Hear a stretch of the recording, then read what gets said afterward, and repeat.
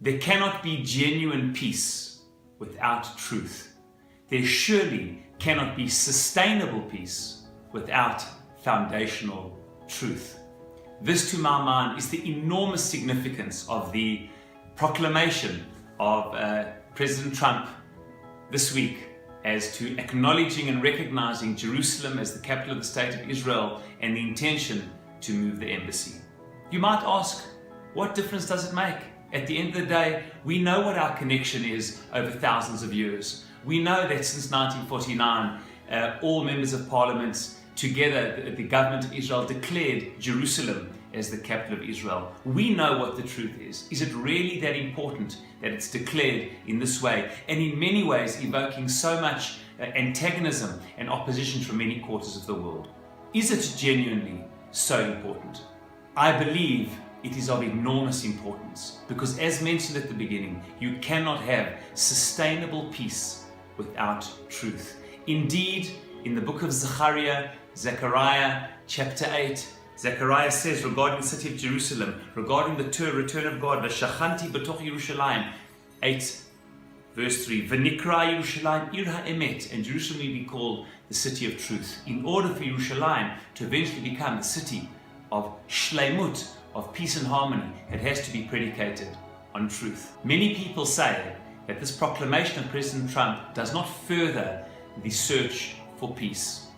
I believe exactly the opposite. How can it be that sustainable peace will be attained through distortion, lies, and misrepresenting inherent truths? After all, many in Palestinian society and in nations around the world, such as UNESCO, recently have said that the Jewish people have no connection whatsoever to Jerusalem.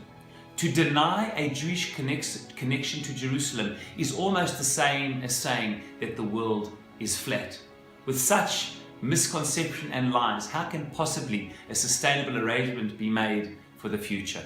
And I want to end and say that these very verses from Zechariah chapter 8, after he calls us the city of truth, he then says a very famous verse. He says, once we establish Jerusalem as the city of truth, he says, there will come a time when elderly men and women will once again sit in the streets of Jerusalem. And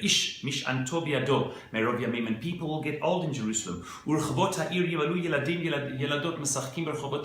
And the city of Jerusalem will be filled with children playing peacefully in her streets. That can only happen when there is a foundation of Ir HaEmet, the city of truth. And I end with a final quote from the book of Zechariah, the same chapter, where he speaks about all the fasts that we fast, lamenting and mourning over Jerusalem, all the different fasts of Tammuz and Av and Tevet and Tishrei Tzom Gedalia. All these fasts prophesy Zechariah that they will all be turned around, not from days of fast, but into days of simcha. And how does he end off when he says, Hatzom HaRavi'i v'Chamishi, etc., that all these fasts will be Yiyu leBeit Yehuda, leSason leSimcha, uLeMoadim Tovim? How does he end off this prophecy of everything turning around in the future, from a city of mourning to a city of happiness? He says, V'ha'emet v'hashalom ehavu.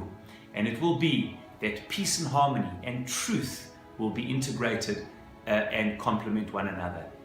Indeed, I end as I began. There cannot be sustainable peace and harmony without a foundation of truth. Shabbat Shalom.